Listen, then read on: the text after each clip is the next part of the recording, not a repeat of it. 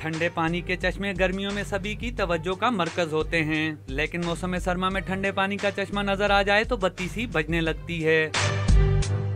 आज हम आपको ठिठुरते मौसम में गर्म चश्मे की तरफ ले चलते हैं। जी हाँ, गर्म पानी का चश्मा कभी सुना है आपने? उबलते पानी का चश्मा आजाद कश्मीर के इलाके तत्ता पानी में मौजूद कुदरत का नायाब तोहफा है।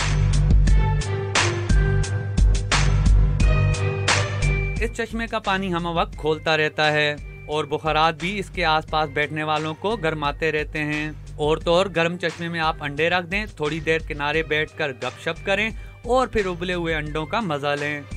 सर्दियों में इधर बहुत रश बढ़ रहता है, यह आपने देख भी लिया, अंडे वगैरह उबल जाते हैं, ये लोग खाने खाते हैं। जैसे नज़ला ज़ुकाम वगैरह उसके लिए भी ये स्टीम बहुत अच्छा है और लोग इससे आके जो है मुस्तफ़ीद भी हो रहे हैं। तो अल्लाह ताला का ये एक कुदरती मौजज़ा है। कुदरत के इस अनमोल तोहफे से सारे गांव वाले मुस्तफ़ीद होते हैं, लेकिन ये सहूलत सिर्फ मौसम सरमा की हद तक है।